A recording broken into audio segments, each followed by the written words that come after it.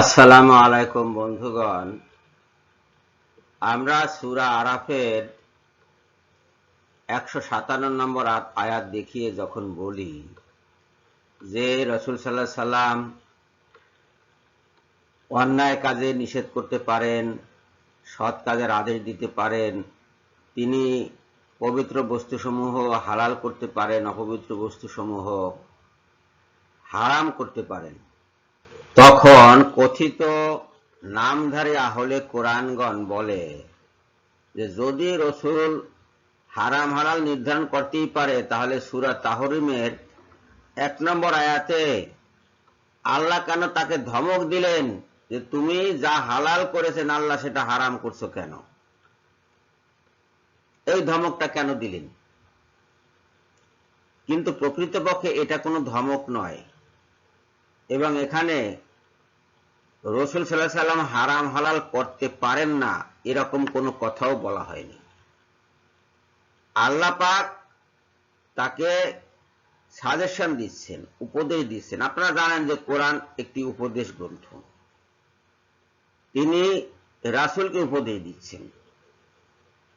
কি উপদেশ দিচ্ছেন? যে তুমি তোমার জন্য আল্লাহ যা হালাল করেছেন সেটা স্ত্রীদেরকে সন্তুষ্ট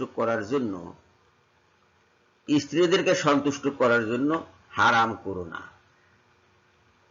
এই আয়াতটি বুঝতে হলে এর পরবর্তী আয়াতগুলো দেখতে হবে, কমপক্ষে 5 নম্বর আয়াত পর্যন্ত দেখতে হবে, এবং পিছনের কাহিনীটি জানতে হবে যে কেন এই হারাম হালালের প্রশ্নটা আসছে সূরা তাহরিমে। রাসূল সাল্লাল্লাহু আলাইহি সাল্লাম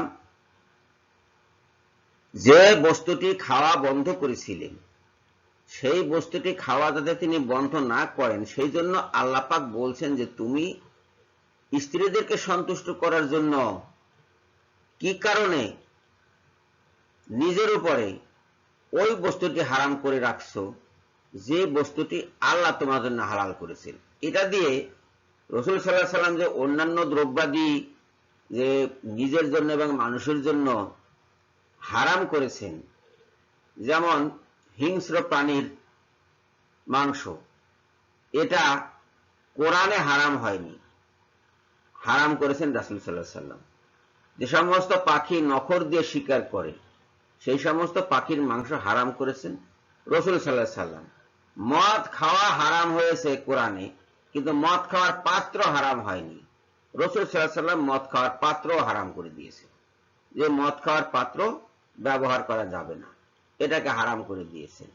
এমনি বহু জিনিস রাসূল সাল্লাল্লাহু আলাইহি সাল্লাম হারাম করেছেন যা কোরআনে হারাম করা নাই, এবং আল্লাহ পাক সেইগুলো কিন্তু বাতিল করেননি। কোন আয়াতে, কোরআনের কোন আয়াতে বলেননি যে এইগুলো কেন আপনি হারাম করেছেন, এ কথা কিন্তু বলেননি। আর এখানে যারা এই একটিমাত্র আয়াত দেখবে তারা এটাকে ধমক হিসেবে নিতেই পারে। আহলে কোরআন, নাস্তিক, মুরতাদ, এদের স্বভাবটা হলো যে তারা একটি আয়াত দেখে, একটি আয়াতের একাংশ দেখে, বাকিটা দেখে না। বাকিটা আমরা দেখাচ্ছি 2 থেকে 5 নম্বর আয়াত দিয়ে। আপনারা একটু দেখুন ধৈর্য সহকারে। এই যে 2 নম্বর আয়াত, এই 2 নম্বর আয়াত দেখেই বোঝা যাচ্ছে যে এটি আসলে রাসূলের একটি শপথের ব্যাপার। রাসূল সাল্লাল্লাহু আলাইহি সাল্লাম শপথ করেছেন যে তিনি আর মধু খাবেন না স্ত্রীদেরকে সন্তুষ্ট করার জন্য। তিনি কোনো কিছু হারাম করেননি, তিনি আল্লাহর বিধানে যে সমস্ত বস্তু হালাল তার মধ্যে মধুটি খাবেন না বলে শপথ করেছেন। এখন যেহেতু তিনি শপথ করেছেন তিনি আর ওটা খেতে পারছেন না। আল্লাহ পাক এই শপথ থেকে তাকে মুক্তি দেওয়ার জন্য, এই যে দেখুন শপথ হতে মুক্তি লাভের জন্য আল্লাহ পাক এই আয়াতগুলো নাজিল করেছেন তার উপরে, যাতে রাসূলের এই শপথটা না থাকে এবং তিনি যাতে পুনরায় মধু খাওয়া শুরু করেন। এখন মধু খাওয়া কেন তিনি বাতিল করেছিলেন সেটা এই 3 নম্বর আয়াতে বলা হয়েছে। নবী তার স্ত্রীদের একজনকে গোপনে কিছু বলেছিলেন। কি বলেছিলেন সেটা হাদিসে পাওয়া যাবে। হাদিসে ব্যাপারটা হলো যে এক স্ত্রী তাকে একটু মধু খাওয়াচ্ছিলেন। নবীজির প্রতিনিয়ত রুটিন ছিল যে আসরের নামাজের পরে তিনি স্ত্রীদের খোঁজ খবর নেবেন। তো স্ত্রীদের হুজরায় তিনি গমন করতেন, দরজার সামনে দাঁড়িয়ে তিনি তাদের সাথে আলাপ আলোচনা করতেন, কথাবার্তা বলতেন। তো এক স্ত্রীর দরজার সামনে দাঁড়িয়ে তিনি কথা বলছিলেন, তখন সেই স্ত্রী তাকে কিছু মধু দিয়েছেন খাওয়ার জন্য। উনি সেই মধুটা খেয়েছেন। অন্য এক স্ত্রী সেটা দেখেছে দূর থেকে, দেখে ওই স্ত্রী তো সতীন, নবীজির যে স্ত্রী মধু খাইয়েছে তাকে যে দেখেছে তার তো সতীন। নবীজি যখন ওই স্ত্রীর কাছে গেছে, যে দেখেছে, সে নাক চেপে ধরে, আসল দিয়ে নাক চেপে ধরে বলেছে যে হে আল্লাহ রসুল, আপনি কি মাগাফির খেয়েছেন? মাগাফির এক ধরনের দুর্গন্ধযুক্ত বস্তু। বলে না, আমি তো মাগাফির খাইনি, আমি তো মধু খেয়েছি। ওই স্ত্রী আমাকে মধু খাইয়েছে। উনি নবীর যেই সেই স্ত্রী, উনি বলছেন যে না, আমি আপনার মুখ থেকে মাগাফিরের গন্ধ পাচ্ছি, এজন্য নাক চেপে ধরেছি। এইটা অন্য একজনের কাছে বলেছে, অন্য একজন নবীকে, অন্য একজন স্ত্রীকেও বলে দিয়েছে নবীর। সেই স্ত্রীও একই ব্যবহার করেছে রসুলের সাথে। ফলত তিনি এটি বন্ধ করে দিলেন খাওয়া, বললেন যে না, আমি খাবো না, আর এটা খাবো না। পরবর্তীকালে আল্লাহ ওহী যোগে রসুলকে জানিয়ে দিলেন যে তোমার স্ত্রীদের মধ্যে দুজন স্ত্রী তোমার বিরুদ্ধে এই ষড়যন্ত্র করছে। সেইটার কিছু অংশ নবী তার একজন স্ত্রীকে জানাই দিলেন, আল্লাহর ওহী মারফত তিনি যা জেনেছেন। তখন সে বলল, কে আপনাকে এটা অবহিত করলো? নবী বললেন, আমাকে অবহিত করেছেন তিনি, যিনি সর্বজ্ঞ এবং সম্যক অবহিত, অর্থাৎ আল্লাহ। এখানে কিন্তু আরো একটি জিনিস আমাদের কাছে পরিষ্কার হচ্ছে, সেটা হলো নবীজির কাছে ওহী আসতো আল্লাহর তরফ থেকে কোরআনের বাইরে, এই একটি প্রমাণ। এই ওহীটিও নবীর কাছে এসেছে, এটি কোরআনের অংশ নয়।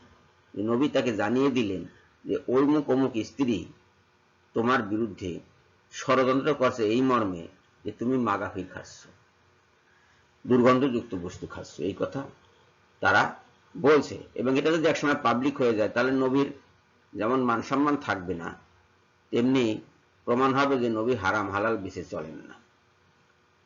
এইটা যেমন প্রকাশ পাবে, আরেকটি প্রকাশ পাবে, সেটা হলো নবী তার স্ত্রীদের থেকে দূরে সরে যাবেন। যাই হোক, এই মধু খাওয়া তিনি পরিত্যাগ করলেন স্ত্রীদের এই ষড়যন্ত্রের কারণে। কিন্তু আল্লাহ পাক বললেন যে এটা ঠিক না, স্ত্রীদের খুশি করার জন্য তোমার এরকম নিজের উপরে সেই বস্তু হারাম করা ঠিক না যা আল্লাহ হালাল করেছেন, যা আল্লাহ তোমার জন্য হারাম করেননি। এখন এই কথা দিয়ে কিছুতেই প্রমাণ হয় না যে নবীর হারাম হালাল নির্ধারণের ক্ষমতা নাই, কিছুতেই প্রমাণিত হয় না। এবার আসি ওই স্ত্রীদের সম্পর্কে আল্লাহ পাক পরবর্তী 2 আয়াতে কি বলছেন সেটা আমরা দেখি। 4 নম্বর আয়াতে আল্লাহ পাক বলছেন, যদি তোমরা উভয় আল্লাহর দিকে প্রত্যাবর্তন করো, যেহেতু তোমাদের হৃদয় ঝুঁকে পড়েছে। ইতিমধ্যে স্ত্রীরা তাদের ভুলটা বুঝতে পেরেছেন, তারা তওবা করার জন্য উদ্গ্রীব। এই অবস্থায় আল্লাহ পাক তাদেরকে বলছেন, যদি তোমরা উভয় আল্লাহর দিকে প্রত্যাবর্তন করো, যেহেতু তোমাদের হৃদয় ঝুঁকে পড়েছে, কিন্তু তোমরা যদি নবী সাল্লাল্লাহু আলাইহি সাল্লামের বিরুদ্ধে একে অপরের সাহায্য করো, তবে জেনে রেখো যে আল্লাহ তার বন্ধু এবং জিবরাইল ও সৎকর্ম পরায়ণ মুমিনগণ তার বন্ধু, উপরন্তু সমস্ত ফেরেশতাগণ তার সাহায্যকারী। তার মানে নবীর ওই 2 জন স্ত্রীকে আল্লাহ পাক ধমক দিচ্ছেন, নবীকে ধমক দেননি। নবীকে ধমক দেননি, ওই 2 জন স্ত্রীকে ধমক দিচ্ছেন যে যদি তোমরা তওবা না করো তাহলে জেনে রেখো যে আল্লাহ তার বন্ধু, জিবরিল তার বন্ধু, সৎকর্মপরায়ণ মুমিনগণ তার বন্ধু এবং ফেরেশতাগণ তার সাহায্যকারী। রসুলকে সাহায্য করবেন সবাই। যদি নবী তোমাদের 5 নম্বর আয়াত বলছে, যদি নবী তোমাদের সকলকে পরিত্যাগ করেন তবে তার প্রতিপালক দিতে পারেন তাকে তোমাদের অপেক্ষা উৎকৃষ্টতর স্ত্রী, যারা হবে মুসলমান, ইমানদার, আনুগত্যকারিণী, তওবাকারিণী, ইবাদতকারিণী, রোজা পালনকারিণী, অকুমারী এবং কুমারী। ক্লিয়ার? যে দরকার হলে নবী তোমাদেরকে তালাক দিয়ে দিতে পারেন এবং তা তোমাদের পরিবর্তে আল্লাহ পাক নবীকে মুসলিম, ইমানদার, আনুগত্যকারিণী, তওবাকারিণী, ইবাদতকারিণী, রোজা পালনকারিণী, অকুমারী এবং কুমারী কন্যা স্ত্রী হিসেবে দান করবেন। এটাতে কি এই এই এই আয়াতগুলো দেখে কি মনে হয় যে নবী সাল্লাল্লাহু আলাইহি সাল্লামকে আল্লাহ পাক ধমক দিয়েছেন এই 1 নম্বর আয়াতে? এটা কি মনে হয়? মনে হয় না। এই 1 নম্বর আয়াতে নবীকে ধমক দেননি, এটা সাজেশন যে স্ত্রীদেরকে খুশি করার জন্য তুমি নিজের উপরে তা হারাম করো না যা আল্লাহ পাক তোমার প্রতি হারাম হালাল করেছে, যা আল্লাহ পাক তোমার প্রতি হারাম করেননি। তাহলে এই যে ভুল বুঝটা, কথিত আহলে কোরআন, এদেরকে কথিত আহলে কোরআন বলছি এই কারণে তারা আসলে কোরআন মানে না, তারা আহলে কোরআন নয়, তারা আহলে কোরআন সেজেছে। নাস্তিক মুরতাদদের সহায়তার জন্য তারা আহলে কোরআন সেজে হাদিস বাতিল করতে চাচ্ছে এবং হাদিস বাতিল করলে কোরআন দুনিয়া থেকে বাতিল হয়ে যাবে। কোরআনের যে প্রামাণ্য বিষয়াদি এবং কোরআনের যে সমর্থক সেটি হলো হাদিস, কোরআনের ব্যাখ্যাকারক হাদিস, কোরআনের বাস্তবায়নকারী হাদিস। এই হাদিসকে যদি দুনিয়া থেকে তারা দূর করে দিতে পারে তাহলে কোরআনও থাকবে না। এই জন্য আহলে কোরআন সেজে, নাস্তিক মুরতাদদের থেকে তো সবাই চেনে, তাদের কথা কেউ শুনবে না। এরা আহলে কোরআন সেজে, কোরআনের দরদি সেজে এসে, কোরআনের একান্ত ভক্ত সেজে তারা এই উল্টা পাল্টা কথাগুলো কোরআন সম্পর্কে বলছে এবং বলছে হাদিস নাই, হাদিস বাতিল, এবং রসুলের কোনো ক্ষমতাই নাই। রসুল একখানা পিয়ন মাত্র, তিনি কোরআন খানি চিঠির মতো দিয়ে চলে যাবেন, তার আর কোনো কাজ নেই। এই হলো তাদের ভাষ্য।